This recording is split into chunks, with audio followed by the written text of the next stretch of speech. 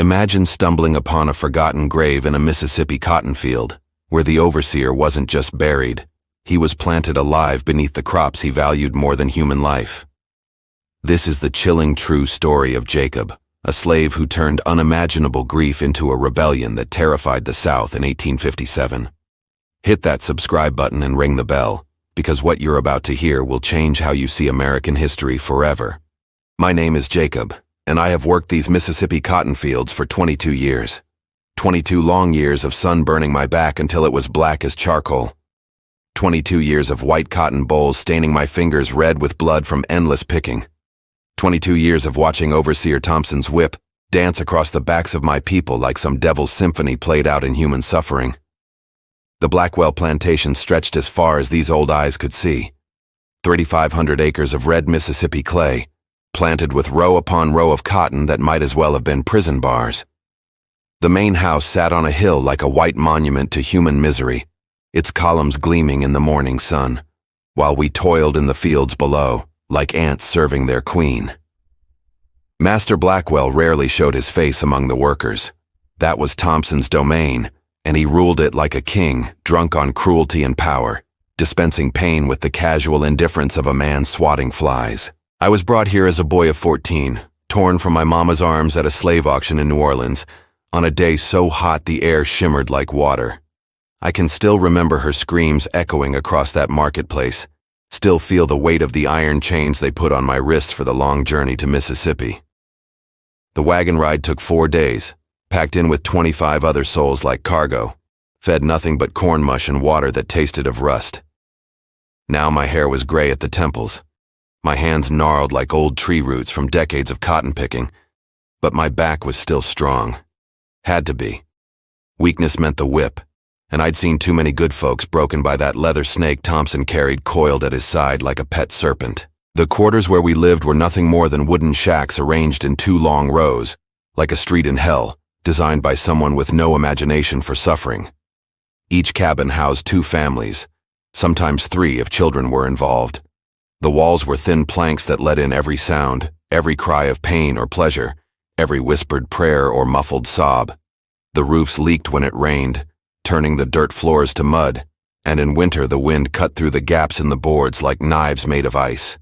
But it was home, the only home most of us had ever known, or would ever know. My Lila came to the plantation 6 years after me, sold off from a failing farm in Alabama where the soil had given out, and the owner needed quick cash. Lord, she was beautiful. Skin like polished mahogany that caught the light and held it, eyes that held starlight even in the darkest times, and a spirit that no amount of bondage could break completely. She had a way of humming while she worked, that made even the hardest days bearable, melodies that seemed to come from someplace deep inside her that the white men couldn't touch. She worked in the big house at first, cleaning and cooking for Master Blackwell's family, scrubbing floors and washing clothes and serving meals to people who looked through her like she was invisible. But Thompson had her moved to the fields after she refused his advances one too many times, after she made it clear that her body wasn't part of the property he could use whenever the mood struck him. We jumped the broom in secret on a warm spring evening when the air was thick with the scent of honeysuckle and possibility. We made our vows under the old oak tree behind the quarters while the other workers formed a circle around us, their faces glowing in the light of pine torches. Old Abraham, who'd been on the plantation longer than anyone and had seen more sorrow than any man should have to bear, spoke the words that made us husband and wife in the eyes of God, if not in the eyes of the law. We had no legal right to marry, no papers to make it official, but our love was real enough to sustain us through the darkest times. Lila was carrying our first child, a blessing that had taken root in her womb, like hope itself. Her belly had just started to show, a small roundness that she would rest her hand on when she thought no one was looking.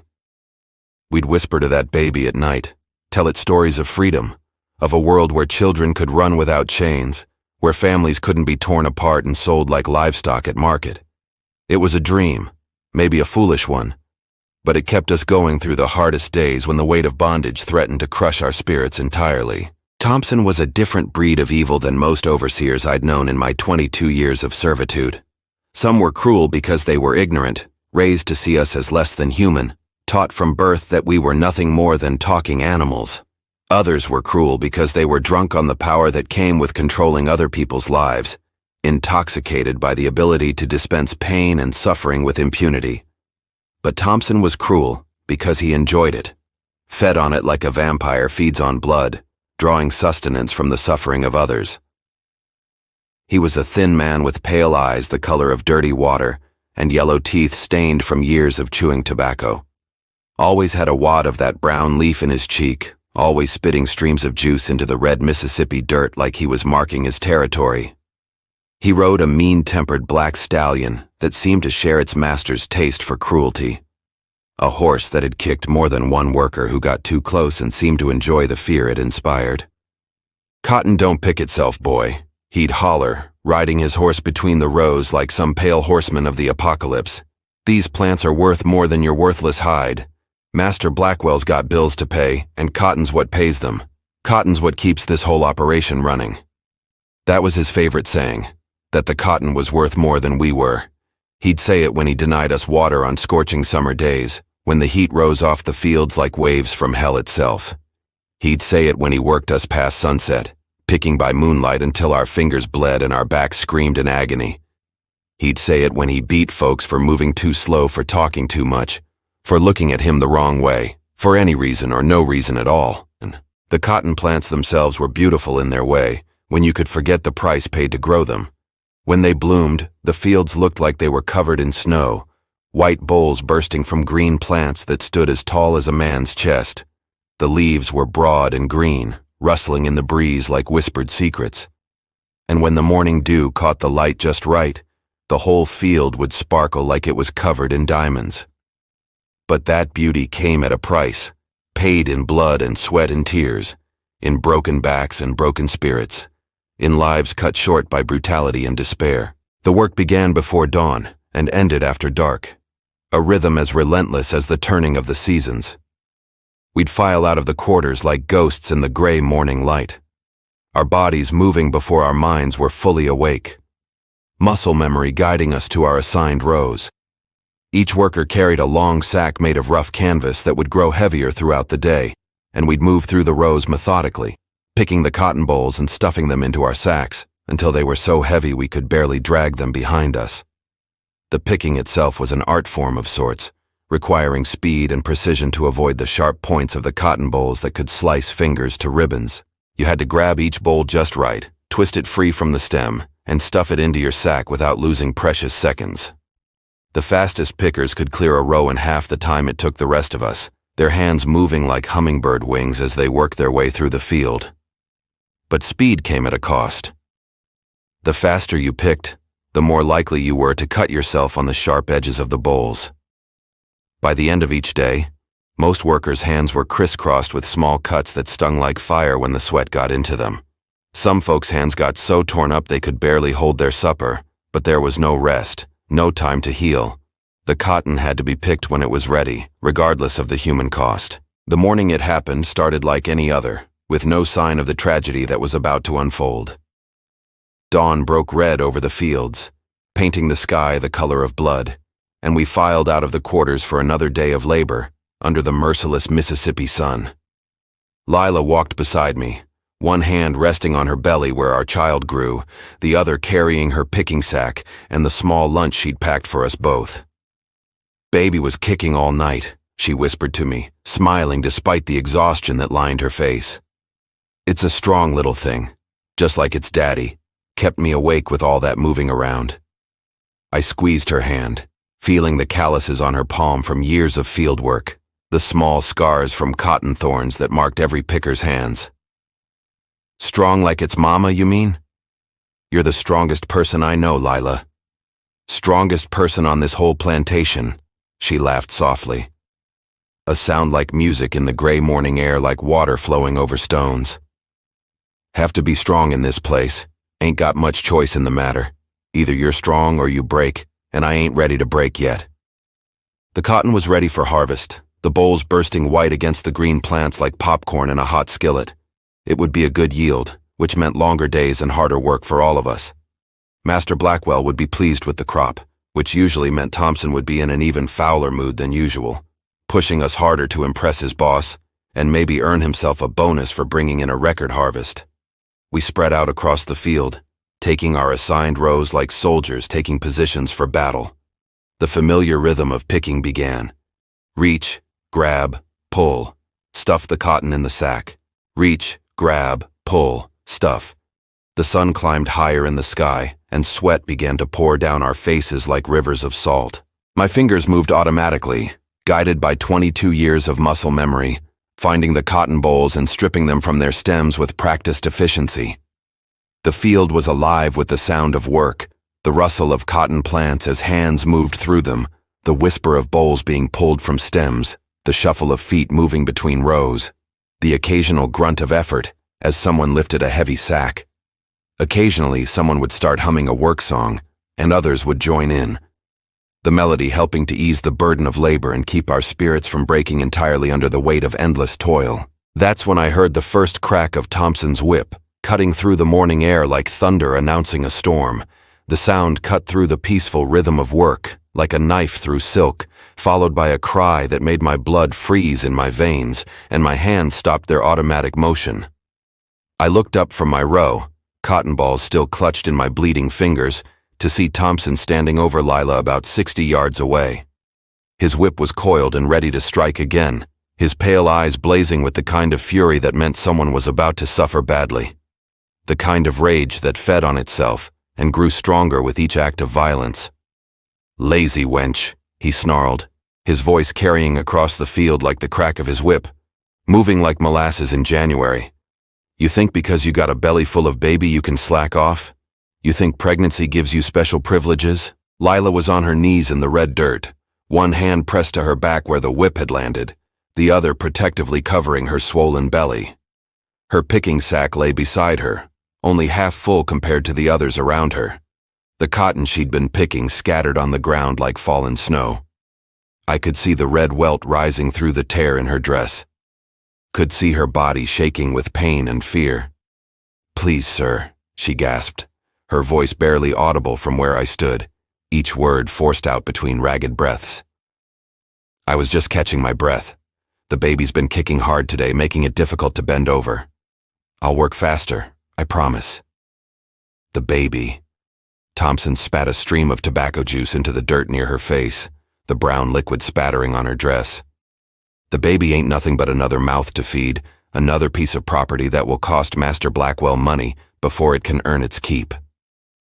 Babies don't pick cotton." The whip cracked again, catching her across the shoulders with a sound like breaking wood. She cried out and fell forward, curling around her unborn child like a shield, her body instinctively protecting the life growing inside her.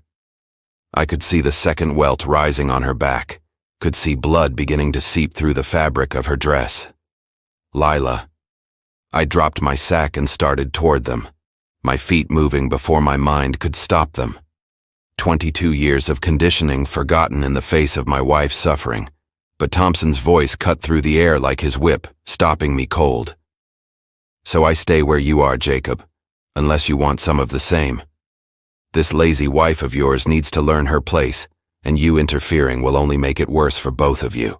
I stood frozen between the cotton rows, my hands clenched into fists so tight my nails drew blood from my palms, watching as he raised the whip again.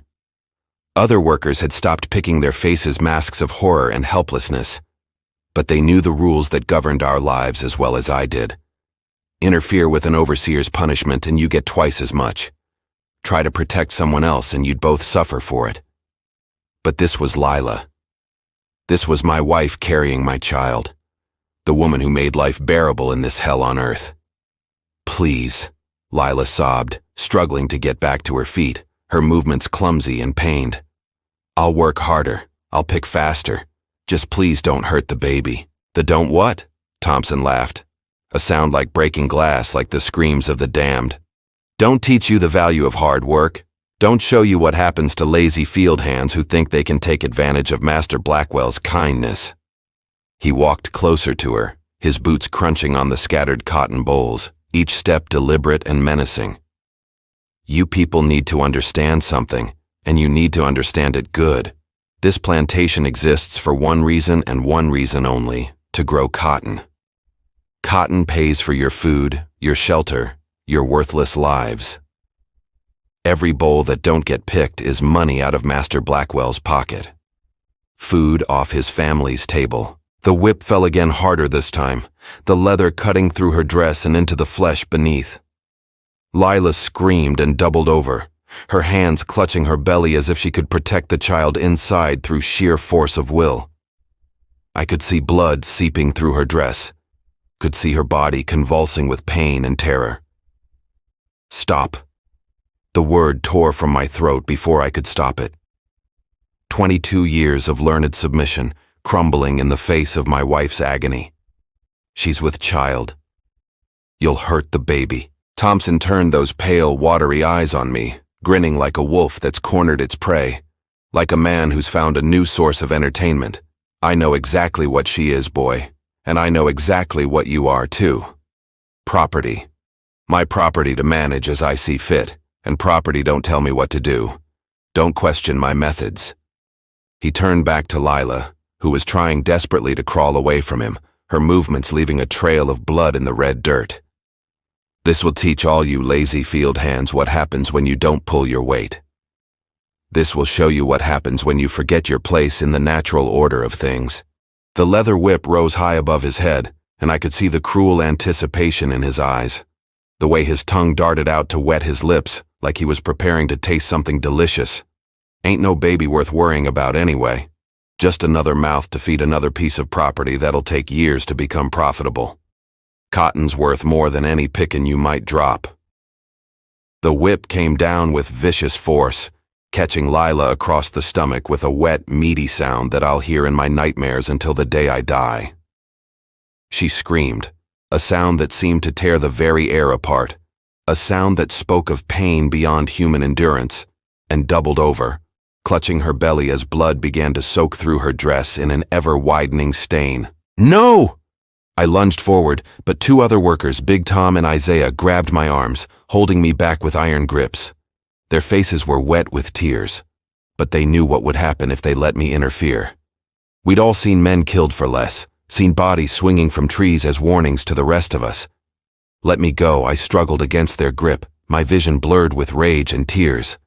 That's my wife, that's my child. And you can't help her by getting yourself killed. Big Tom whispered in my ear, his voice thick with emotion. Think, Jacob. Think. If you die, who's going to take care of her? But I couldn't think. All I could see was Lila writhing in the dirt. All I could hear was her cries of pain growing weaker with each passing second. Thompson struck again and again, each blow aimed specifically at her belly where our child grew. Each strike calculated to cause maximum damage to the life growing inside her. This is what happens, he shouted to the rest of us as he continued his assault, his voice rising with each crack of the whip. This is what happens when you people forget your place. Cotton first, always cotton first. Everything else is secondary. Other workers had gathered around us now, forming a circle of horrified witnesses to this act of calculated cruelty. Old Abraham was there, tears streaming down his weathered face, his ancient hands shaking with suppressed rage. Young Ruth was sobbing openly, her hands pressed to her mouth to stifle her cries. Even the children who sometimes worked in the fields had stopped to stare in shock, their young minds trying to process the brutality they were witnessing. Thompson finally stopped, breathing hard from his exertion, sweat pouring down his pale face despite the cool morning air. Lila lay motionless in the dirt, blood pooling beneath her like a crimson shadow. For a terrible moment, I thought she was dead. Thought he'd beaten the life out of her entirely. Get back to work, Thompson shouted to the rest of us, coiling his whip with practiced efficiency. Show's over, and if I see any of you slacking off like this lazy wench, you'll get the same treatment. Cotton don't pick itself. The workers slowly dispersed, returning to their rows with heavy hearts and shaking hands. But I couldn't move, couldn't force my legs to carry me away from my wife's broken body. I knelt beside Lila as the others reluctantly went back to their picking, my hands shaking as I tried to assess her injuries without making them worse. Shh, Jacob, she whispered, her voice barely audible, each word forced out through lips flecked with blood. Something's wrong. Something's very wrong with the baby. I can feel it slipping away. Slipping. I helped her to her feet, supporting her weight as we made our way slowly toward the quarters. Each step a journey through hell. With each movement, I could feel something dying inside me. Not just hope, but something deeper. Something that had kept me human through 22 years of bondage and brutality. The part of me that believed in justice, in mercy, in the possibility that things might someday get better. The walk back to our cabin felt like a journey through the valley of death itself. Lila leaned heavily against me, her breath coming in short, pained gasps that seemed to tear at my very soul. Blood continued to seep through her dress, leaving a trail of red drops in the dirt behind us, like breadcrumbs marking our path through this nightmare. Other workers watched us pass with expressions of sympathy and rage, but no one dared to help openly, not with Thompson still prowling the fields like a predator looking for his next victim. Our cabin was small and dark with a single window that let in precious little light. I helped Lila onto our thin mattress, the straw stuffing, crackling under her weight. She curled into a ball, her hands still pressed protectively to her belly, her face gray with pain and shock. "Get Aunt Eliza," she whispered. "Please, Jacob, get her now." I ran to fetch the old midwife, my heart pounding with fear and desperate hope. Aunt Eliza was ancient, her hair white as cotton and her hands gnarled with arthritis. But she knew more about birthing and healing than anyone else on the plantation. If anyone could save our child, it would be her. But when she emerged from our cabin an hour later, her face told me everything I needed to know. The baby, our hope for the future, was gone. Lost to Thompson's cruelty and hatred. Lila lay on our thin mattress, her face turned to the wall, silent tears streaming down her cheeks like rivers of grief. "Shush. I'm sorry, honey," Eliza whispered to me as she packed up herbs and blood-stained rags. "Ain't nothing more I could do. That devil beat that baby right out of her. Beat it to death before it ever had a chance to draw breath." I sat beside Lila through the long night, holding her hand, feeling something cold and hard settling in my chest where my heart used to be. 22 years I'd endured this life. 22 years I'd kept my head down, followed the rules, told myself that survival was enough, that as long as we were alive, there was hope for something better. But survival wasn't enough anymore. Hope wasn't enough when it could be beaten out of you with a whip, when it could be murdered before it even had a chance to be born. Outside our cabin, I could hear Thompson's laughter drifting from the overseer's house, probably telling Master Blackwell about his mutton lesson to the lazy field hands, probably bragging about how he'd shown us who was boss, how he'd maintained discipline on the plantation through the judicious application of violence. "The cotton's worth more than any Piccinini," he'd said. Those words echoed in my mind as I sat in the darkness, watching my wife grieve for our lost child. Those words would be the last thing he ever said that mattered, the last cruelty he would ever inflict on innocent people. Because tomorrow I was going to teach Overseer Thompson about the true value of things. I was going to show him what happened when you took everything from a man who had nothing left to lose. When you pushed someone past the point where survival mattered more than justice. The seed of vengeance had been planted in my heart, watered with my wife's blood and my child's death. And it was going to grow into something terrible and beautiful, something that would change the balance of power on this plantation forever. 4 days passed before Lila could stand without doubling over in pain. 4 days of watching her silent grief eat away at her like a cancer. She would lie on our thin mattress for hours, staring at the wall, her hand resting on her now empty belly, as if she could somehow will our child back to life.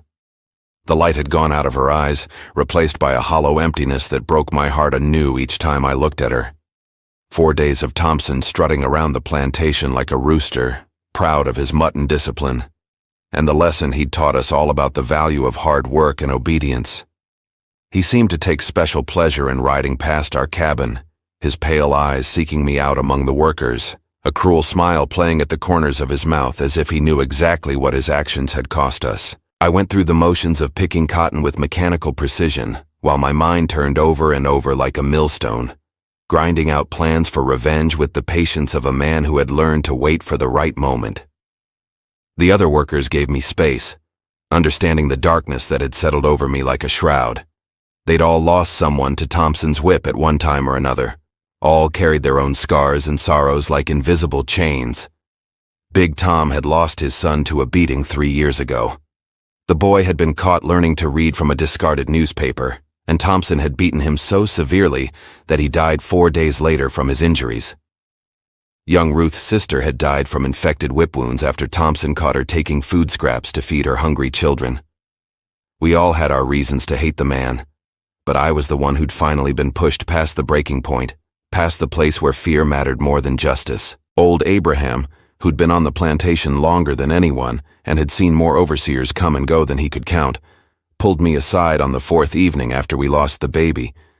His ancient face was creased with concern and understanding, the wisdom of decades written in every line and wrinkle.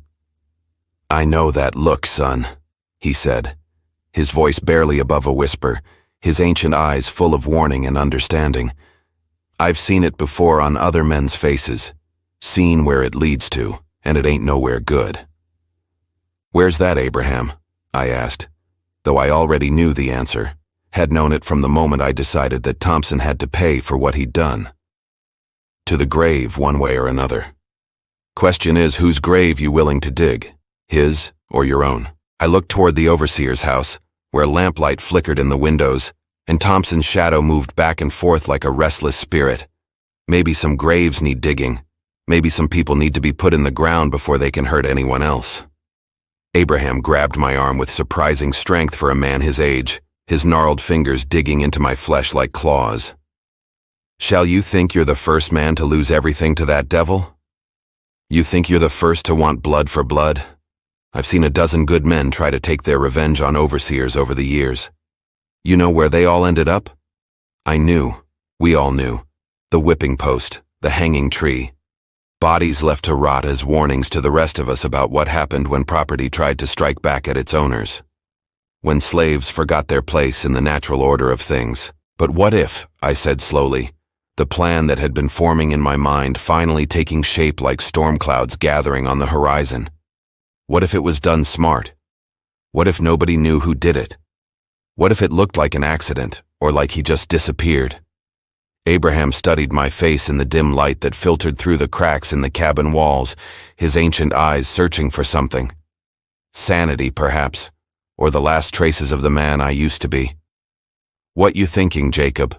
What kind of accident you got in mind?" I told him. Told him about the plan that had been forming in my mind like a storm cloud gathering on the horizon, dark and full of terrible purpose. I spoke in whispers, my voice barely audible even in the quiet of the evening, laying out each detail with the precision of a man who had thought of nothing else for 4 days and nights. Abraham listened without interrupting, his expression growing more troubled with each word I spoke, his weathered hands trembling slightly as the full scope of my intentions became clear. "You're talking about murder, son. Cold-blooded murder of a white man. You know what they do to black folks who kill white folks in Mississippi? And I'm talking about justice," I replied, my voice steady despite the magnitude of what I was planning. "I'm talking about making him pay for what he did to Lila, to our baby, to all of us over the years. How many people has he beaten? How many lives has he destroyed? How many children has he killed with that whip of his? A justice." Abraham shook his head sadly, his ancient face creased with sorrow and resignation. "Justice is something we don't get in this life, boy.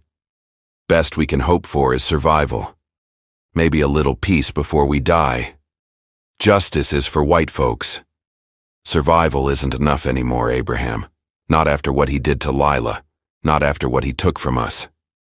I clenched my fists, feeling the calluses on my palms from 22 years of cotton picking, feeling the strength in my hands that came from decades of hard labor.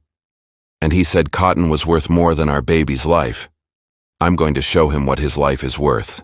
The old man was quiet for a long moment, staring out through the cabin door at the cotton fields that stretched away into the darkness like a white sea under the moonlight.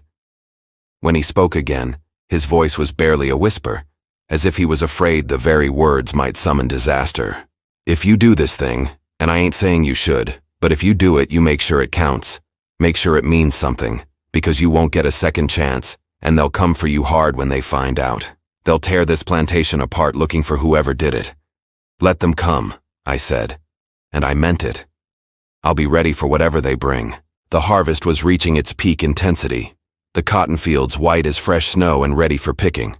Master Blackwell had announced that all hands would work from dawn to dusk until every boll was gathered, which meant long days in the fields, far from the main house, with Thompson riding between the rows on his black horse to make sure we kept up the pace he demanded. I began to watch him carefully, studying his patterns like a hunter studies the habits of dangerous prey. He was a creature of habit, following the same routes through the fields day after day, stopping at the same spots to berate workers who weren't moving fast enough to suit him. Around midday, when the sun was at its highest and hottest, he'd ride to the far end of the plantation where the new cotton was planted, checking on the progress there, and making sure the younger plants were being properly tended. That section was isolated, separated from the main fields by a grove of pine trees that blocked the view from the rest of the plantation. The trees were tall and thick, their branches forming a canopy that provided blessed shade from the brutal Mississippi sun. If something happened there, it might be hours before anyone found him, hours before anyone even knew he was missing. I started carrying a small shovel with me, hidden under my picking sack along with my water gourd and the meager lunch Lila packed for me each morning. When anyone asked about the extra weight, I told them I was digging up roots and rocks that were slowing down my picking, making it harder to fill my quota. Nobody questioned it. We all did whatever we could to make the back-breaking work a little easier, and removing obstacles from our rows was just good sense. The shovel was nothing fancy, just a small spade with a wooden handle that I'd found abandoned near the tool shed. The metal was rusty, but solid, and the edge was still sharp enough to cut through roots and hard-packed earth. It would serve my purpose well enough. Lila was getting stronger physically, but the sadness in her eyes never left, never even dimmed. She'd catch me staring off toward the far fields and ask what I was thinking about, her voice flat and emotionless, as if all the feeling had been beaten out of her along with our child. Nothing important, I'd tell her, forcing a smile that felt like broken glass on my face. Just cotton, always thinking about cotton. The OC.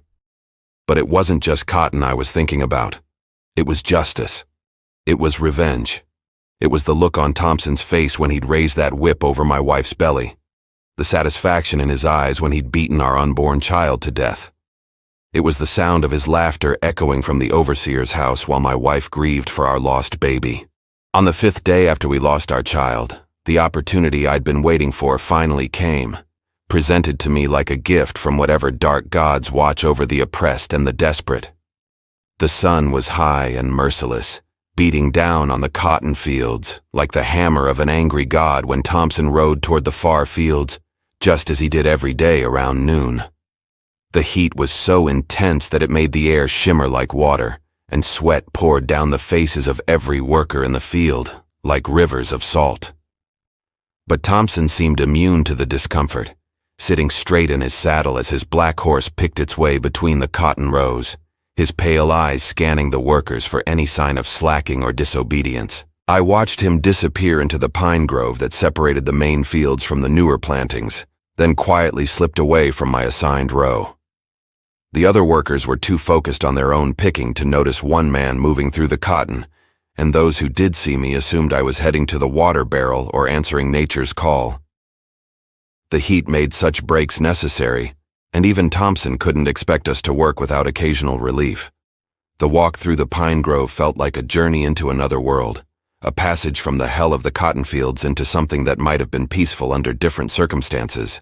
The trees provided blessed shade from the brutal sun, and the air was cooler here, filled with the scent of pine needles and rich earth.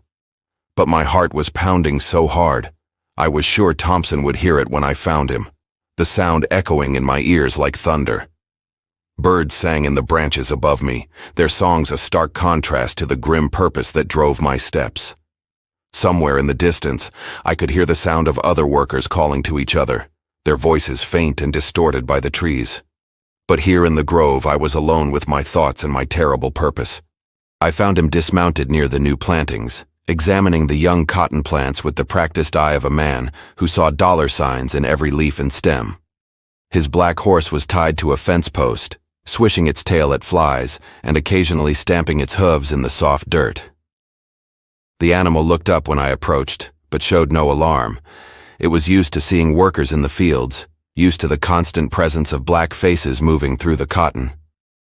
Thompson was bent over, inspecting a plant that looked smaller than the others around it, his pale hands moving over the leaves, as if he could divine their future value through touch alone. He was muttering to himself about lazy workers and poor soil preparation, completely absorbed in his examination, unaware that death was approaching him through the pine trees. The small shovel felt heavy in my hands as I approached him from behind, the weight of it seeming to increase with each step. This was it. The moment I'd been planning for, the moment when 22 years of accumulated rage would finally find its outlet. There would be no going back after this, no return to the man I used to be. "Thompson," I called out, my voice steadier than I'd expected, carrying clearly through the quiet grove.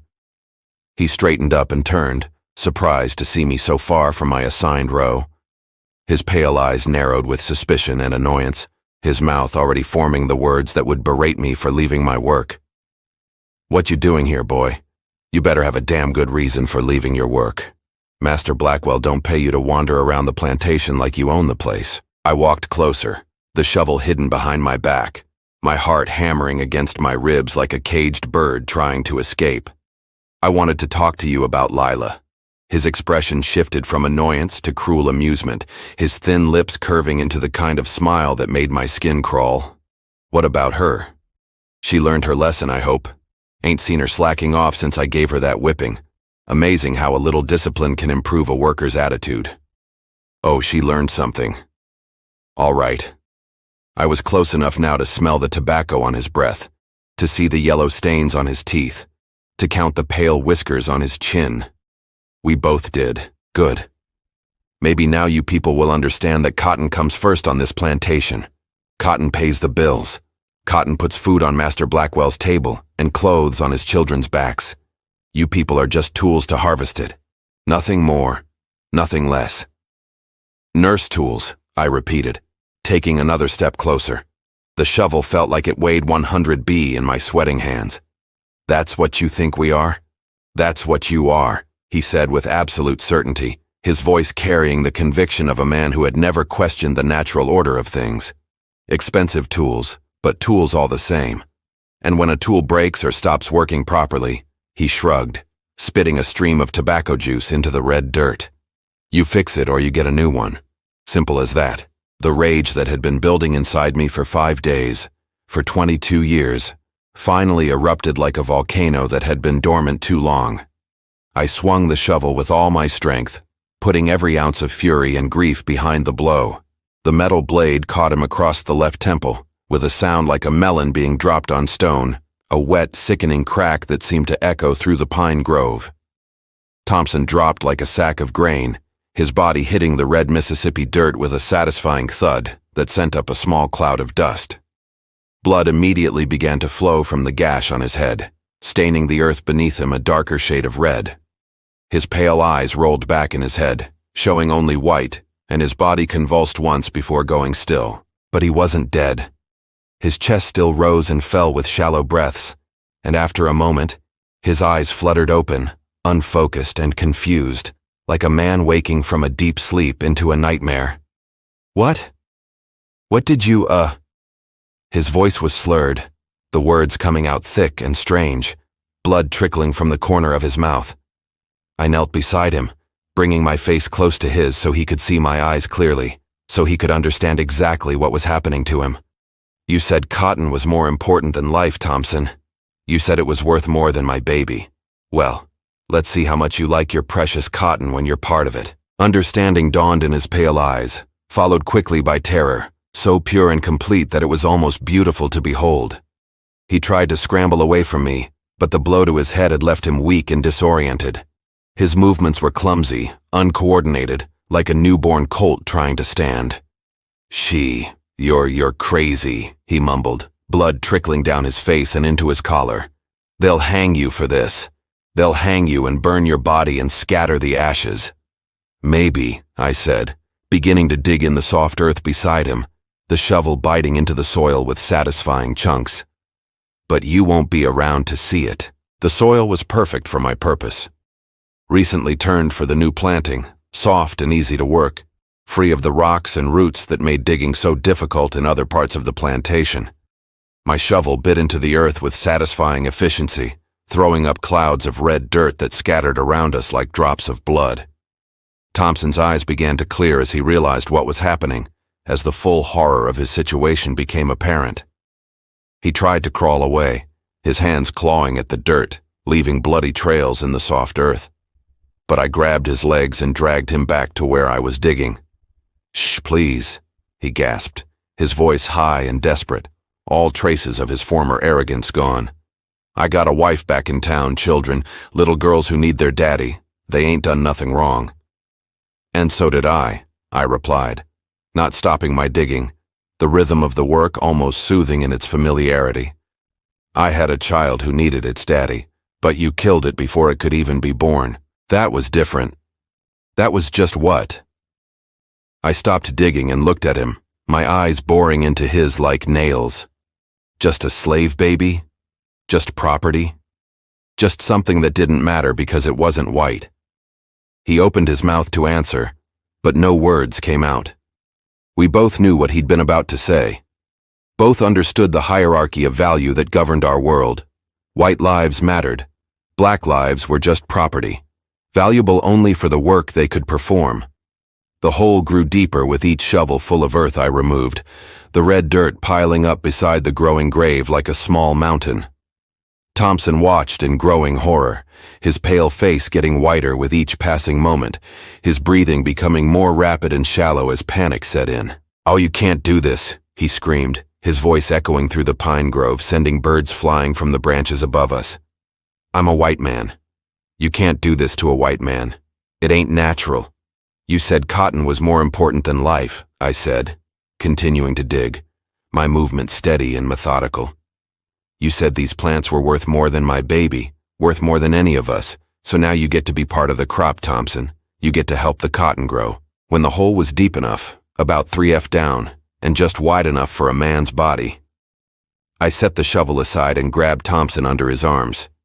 He fought me with the desperate strength of a man facing death, his fingernails clawing at my face and arms. But the blow to his head had weakened him considerably, and 22 years of field work had made me strong as an ox. I rolled him into the hole, and he landed with a soft thud in the bottom, his body folding awkwardly in the confined space. He was fully conscious now, fully aware of what was about to happen. His pale eyes were wide with terror, and he was breathing in short, panicked gasps that fogged the air despite the heat. "Please," he begged, his voice breaking like a child's. "All pretense of authority gone. I'll do anything. I'll treat your people better. I'll talk to Master Blackwell about improving conditions. And you'll grow cotton," I said, picking up the shovel again, the metal warm in my hands from the Mississippi sun. "That's all you're good for now. That's all you've ever been good for." I began to shovel dirt over him, starting with his legs, the red earth falling into the hole like rain. He screamed then, a sound of pure animal terror that sent more birds flying from the trees. A sound that spoke of the complete breakdown of everything he'd believed about the natural order of the world. "Stop! Please, I'll do anything. I'll free your wife. And you'll shut up and take what's coming to you," I said, throwing another shovelful of earth into the hole, watching it scatter across his chest. "You'll lie there and think about all the people you've hurt, all the lives you've destroyed with that whip of yours." The dirt covered his waist now, then his chest, each shovel full, bringing him closer to his final rest. He was hyperventilating, his breath coming in short, desperate gasps that grew more frantic with each passing moment. Tears were streaming down his face, mixing with the blood from his head wound and the dirt that was slowly burying him alive. "I'm sorry," he sobbed, his voice muffled by the earth that was rising around his neck. "I'm sorry about your baby. I'm sorry about everything I've done. Please just let me live." "No, you're not," I said, continuing to shovel, my movement steady and relentless. "You're just sorry you got caught. You're just sorry it's happening to you instead of to one of us. If I let you live, you'd go right back to beating people, right back to thinking you're better than everyone else because your skin is white." His head disappeared beneath the soil, but I could still hear his muffled screams. Could see the dirt moving as he struggled beneath it, like some terrible thing trying to be born in reverse. I packed the earth down firm with the back of the shovel, then reached into my pocket for the cotton seeds I brought with me. I planted them carefully over the grave, pushing each seed into the soft earth with my finger, spacing them evenly like I'd been taught to do in my first days on the plantation. "Now you can be useful for once in your miserable life," I told the freshly turned earth. "You can help something beautiful grow. You can feed the cotton with your worthless body, and maybe for the first time in your life contribute something good to this world." The screaming had stopped. The dirt was still.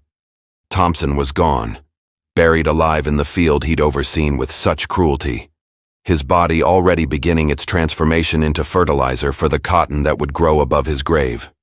I took his horse by the reins and led it back toward the main plantation, my heart pounding, but my mind strangely calm. I'd done it. After 22 years of swallowing my rage, of bowing my head and accepting whatever cruelty they dealt out, I'd finally struck back. The first blow had been struck in a war that had been raging for centuries, a war between the oppressed and their oppressors. When I reached the edge of the main fields, I turned the horse loose and slapped its rump, sending it galloping toward the overseer's house with its empty saddle. Then I slipped back into my row and resumed picking cotton as if nothing had happened, as if I hadn't just committed the most dangerous act a black man could commit in Mississippi. The other workers looked at me curiously. I'd been gone for over an hour, but nobody asked questions. In a place like this, sometimes it was better not to know things, better to keep your head down and your mouth shut. It was almost evening when they realized Thompson was missing. When his failure to return for supper finally raised alarm, the first sign of trouble came when Thompson's black horse returned to the overseer's house without its rider, the reins trailing in the dirt and white foam around its mouth from hard running. The animal was clearly spooked, its eyes rolling white and its nostrils flaring as it paced nervously around the yard, occasionally rearing up and pawing at the air as if fighting invisible demons. Master Blackwell came out of the big house when he heard the commotion, his face already dark with concern and growing suspicion. Thompson was never late for anything, never missed a meal or a chance to report on the day's work and boast about his management of the plantation's human property. The man was as predictable as sunrise, and his absence meant something was seriously wrong. "Where's Thompson?" he demanded of the workers who were returning from the fields, their faces streaked with sweat and their clothes stained with red dirt. "Has anyone seen the overseer? When did you last see him?" We all shook our heads, playing our parts perfectly, our faces masks of concern and confusion. I was particularly convincing, suggesting that maybe Thompson had been thrown from his horse, or had gone to check on the far fields, and gotten lost in the pine grove that separated the new plantings from the main crop. Shuhi was heading toward the new cotton around noon, I offered helpfully, my voice steady, despite the adrenaline still coursing through my veins, whom said something about checking on the young plants, making sure they were growing proper. You know how he was about the cotton. Master Blackwell's face grew darker with each passing moment, his pale eyes scanning the assembled workers, as if he could divine the truth through sheer force of will. "Organize search parties," he barked to his foreman. "Get every able-bodied man, white and black. I want every inch of this plantation search before dark." The search began immediately with groups of workers and white men from town, spreading out across the plantation like ants from a disturbed hill. I volunteered for the search, helping to look for the man I'd buried alive just hours before. The irony was sweet as molasses, walking through those fields calling Thompson's name while knowing exactly where he was, feeling his body decomposing beneath my feet as I searched for clues to his disappearance. "Hey, Thompson," I called out, my voice carrying across the cotton fields. "Overseer Thompson, where are you?" We searched for 4 days, combing every inch of the plantation from the main house to the farthest fields. I even helped dig in the very area where Thompson lay beneath the cotton seeds, suggesting that maybe he'd fallen into an old well or sinkhole that had been covered over by years of farming. The other searchers praised my thoroughness and dedication, never suspecting that the man they were looking for was rotting beneath their feet. "Good thinking, Jacob," one of the white men said as we dug another fruitless hole just yards from Thompson's actual grave. "You're really trying to help find him. Shows proper respect for authority." "Yes, sir," I replied, leaning on my shovel and wiping sweat from my brow. "We all want to find Overseer Thompson safe and sound. He's been good to us workers, always fair in his dealings." The lies came easily, practiced from years of telling white folks what they wanted to hear. But Thompson wasn't safe, and he certainly wasn't sound. He was dead and buried, feeding the cotton plants with his worthless body, just like I'd promised him he would. His flesh already beginning to nourish the soil that would produce next year's crop. On the 5th day, Master Blackwell brought in professional help, a bloodhound from Jackson, a massive animal with drooping ears and a nose that could track a scent across miles of wilderness. The dog's handler was a grizzled old man who claimed his animal could find anything that had ever lived and breathed. "His wreck here can track a man through running water," the handler boasted, patting the dog's massive head. "Ain't never failed to find what we're looking for, dead or alive." The bloodhound caught Thompson's scent almost immediately, its powerful nose leading the search party in a winding path through the plantation. The animal moved with purpose, following invisible trails that only it could detect, occasionally stopping to sniff the air before continuing on its relentless pursuit. I watched with growing tension as the dog led the searchers closer and closer to the pine grove, closer to the freshly planted cotton where Thompson's body lay decomposing in its shallow grave. My heart pounded like a drum as Rex approached the area, his massive head swinging back and forth as he sorted through the complex mixture of scents. The dog stopped at the edge of the new plantings, whining and pawing at the ground with increasing agitation.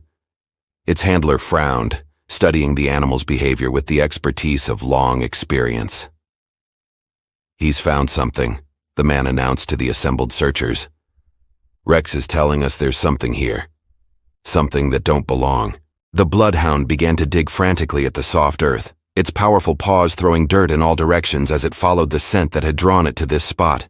The other searchers gathered around, their faces tense with anticipation and dread. "Here!" shouted the dog's handler, his voice cutting through the afternoon air. "Rex has found something. Everyone gather round." They all crowded around as the dog continued to dig, its enthusiasm growing with each pawful of earth it removed. Soon they could smell it, the sweet, sickly odor of death that was already beginning to rise from the shallow grave, the unmistakable scent of human decay that made several of the searchers step back and cover their noses. It didn't take long to uncover him. The bloodhound's powerful digging had loosened the packed earth, and soon human hands took over the excavation. Thompson's pale face emerged from the red earth like some terrible flower blooming in reverse, his skin already taking on the waxy pallor of death. His eyes were still wide open, frozen in a final expression of terror and disbelief.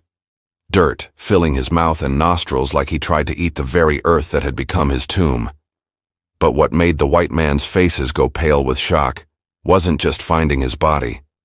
It was the cotton seeds sprouting from the dirt above him. Tiny green shoots were already pushing through the soil, reaching toward the sun with the eager hunger of new life, their roots no doubt already intertwining with Thompson's decomposing flesh. "Jesus Christ," one of them whispered, crossing himself and stepping back from the grave. "Someone planted him like a seed. Someone buried him alive and planted cotton over him." "This ain't no accident," the sheriff said, his fat face red with exertion and growing anger. "This here's murder, plain and simple, cold-blooded murder of a white man." Master Blackwell's face was purple with rage when he saw what had been done to his overseer, his hands shaking with fury as he stared down at Thompson's corpse. "Who did this?" he roared, his voice carrying across the field like thunder. "Which one of you animals did this to a white man? Which one of you forgot your place so completely?" We all stood silent, a line of black faces showing nothing but confusion and carefully practiced fear. Some of the workers were genuinely shocked. They'd suspected Thompson was dead, but seeing his body like this planted like a crop was more than they'd bargained for. But I caught old Abraham looking at me. and I saw something in his ancient eyes that might have been approval, or perhaps just satisfaction that justice had finally been served. "This is the work of the devil," one of the white men muttered, making the sign of the cross. "Ain't natural. Burying a man like he was a seed ain't Christian. Christian or not, someone's going to pay for this. Master Blackwell snarled, his pale eyes scanning the assembled workers like a hawk looking for prey. "Someone's going to swing for what they done to Thompson." They questioned us one by one, using fists and whips and threats to try to extract a confession. Master Blackwell brought in the sheriff from town, a fat man with a red face who seemed to enjoy the interrogation process, and together they worked their way through every worker on the plantation. They beat several people bloody, but nobody talked. Even those who suspected the truth kept their mouths shut. Thompson had been hated by every soul on that plantation, and his death was seen as divine justice by most. The man had caused too much pain, destroyed too many lives, broken too many spirits for anyone to feel sorry about his fate. If anything, most of the workers were grateful that someone had finally stood up to him, had finally made him pay for his cruelty. "I know one of you did this," the sheriff wheezed, his breath reeking of whiskey and tobacco as he leaned close to each worker in turn. "I know one of you black devils murdered a white man, and when I find out who, I'm going to make sure they die slow." But the workers remained silent, their faces masks of innocence and fear. They'd learned long ago how to hide their true feelings from white folks, how to show only what was expected of them. When they came for me, I was ready. I'd rehearsed my story a dozen times, made sure every detail was perfect, every response calculated to deflect suspicion. "You were gone from your row for a long time that day," Master Blackwell said, his voice cold as winter wind, his pale eyes boring into mine like nails. "Where did you go, boy? And don't lie to me. I'll know if you're lying." "Had to relieve myself, sir," I replied, keeping my eyes downcast in the proper submissive manner, my voice steady despite the danger I was in. "Been having stomach troubles lately. Something I ate, maybe, or just the heat getting to me for over an hour." The sheriff interjected, his fat face skeptical. "Yes, sir. Bad stomach troubles had to go several times, and it took a while each time. You know how it is when your belly is upset." The sheriff leaned forward, his breath making me want to gag. "Anyone see you during this time? Anyone who can vouch for where you were?" "No, sir. Was too embarrassed to ask anyone to come with me. You know how it is with personal matters like that. They beat me, of course. Beat me until my back was raw and bloody, until I could taste blood in my mouth from where they'd split my lip, until my ribs ached with each breath. But I'd been beaten before many times, and I knew how to endure it.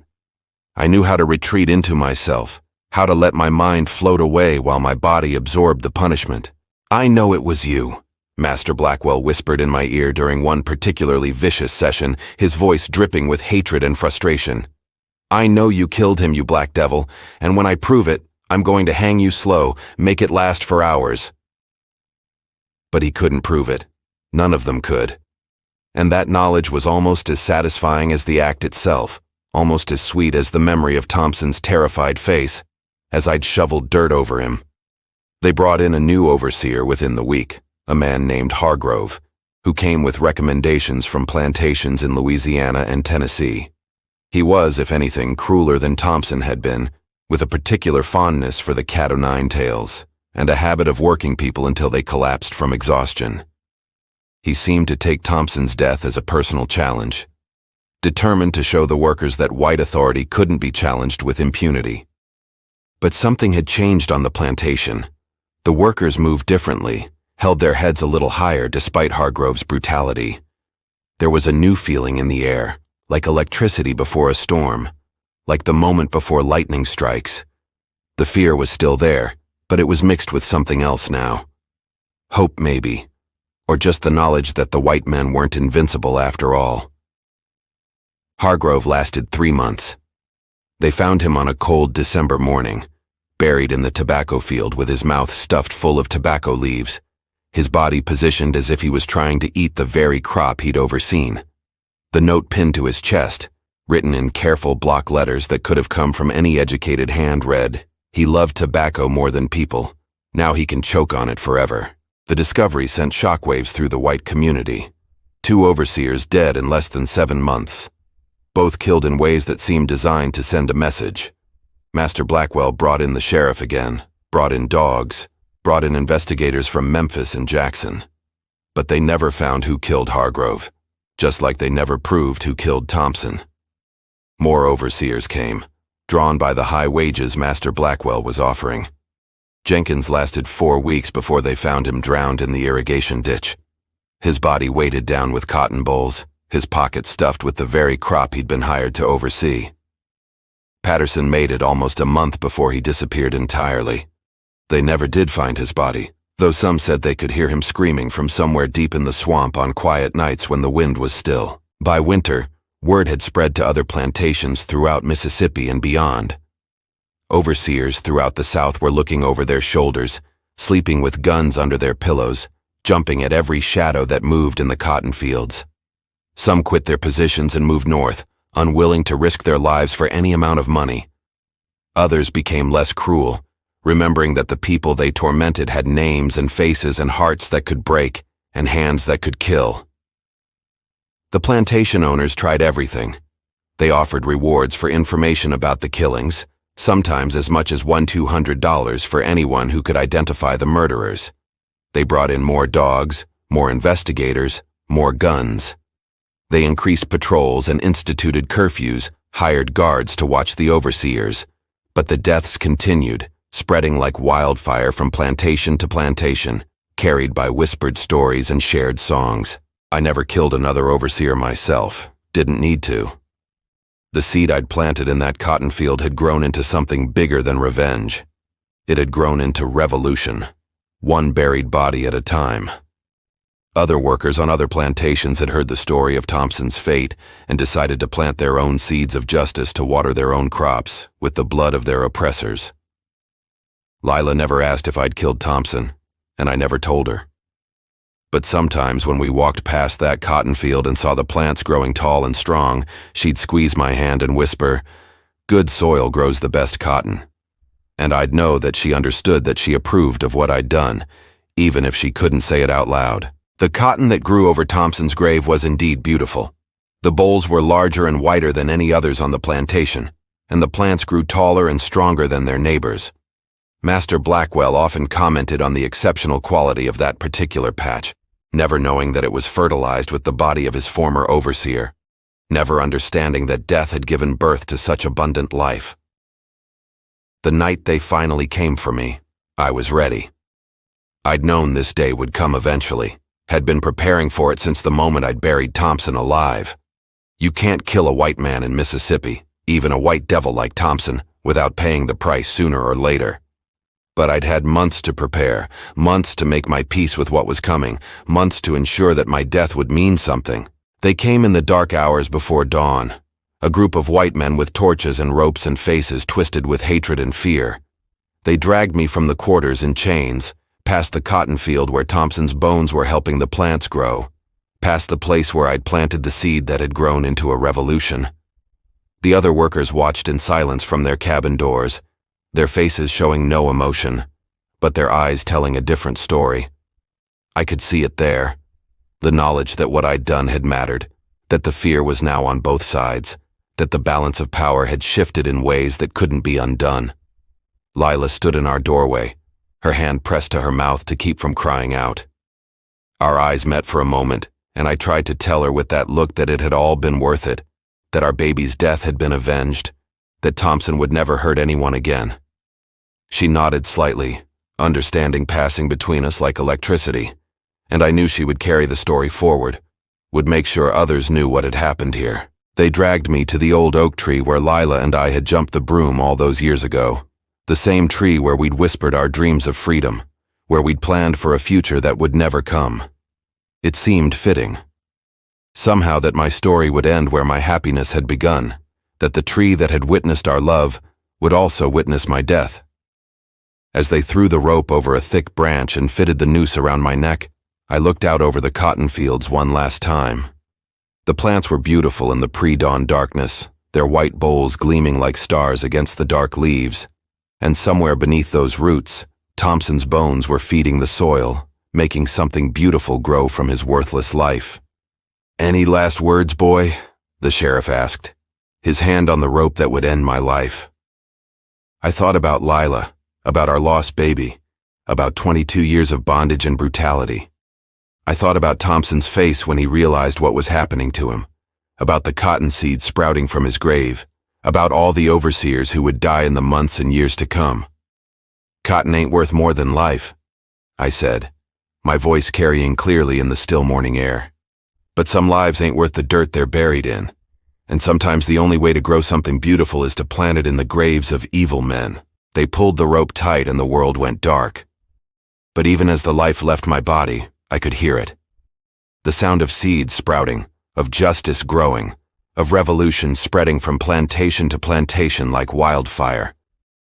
My death would not be the end, but the beginning of something larger. Something that would grow and spread until the very foundations of slavery crumbled beneath its weight. My last thought before the darkness took me was of the cotton field, and the beautiful plants that would grow from the ashes of cruelty, watered with the blood of the innocent and fertilized with the bones of their oppressors. Jacob was hanged on January 20th, 1857, but his body was never recovered from the hanging tree. Some say fellow workers cut him down in the night and buried him in secret beside his murdered child. Others claim he was thrown into an unmarked grave in the swamp, left to rot as a warning to other potential rebels. What is known is that overseer deaths continued throughout Mississippi and the surrounding states for years after his execution, spreading like a plague through the plantation system. Many plantations struggled to find men willing to take such dangerous positions, and those who did often found themselves looking over their shoulders, sleeping with weapons, and treating their workers with unprecedented caution. The cotton that grew over Thompson's grave continued to flourish for decades, producing some of the finest bolls ever seen in Mississippi, a testament to the strange alchemy that can transform death into life, hatred into hope. Jacob's rebellion, though it cost him his life, had planted seeds of resistance that would continue to grow and spread until the end of slavery itself, proving that sometimes the most powerful revolutions begin with a single act of desperate courage. Jacob's story didn't end with his hanging. It sparked a hidden wave of resistance that forced the South to confront its own brutality. If this tale of defiance in the face of unimaginable oppression moved you, drop a like, share it with someone who needs to hear it, and comment below. Could you find the courage to fight back if everything was taken from you? Subscribe for more untold American stories that history tried to bury, because the fight for justice never truly dies.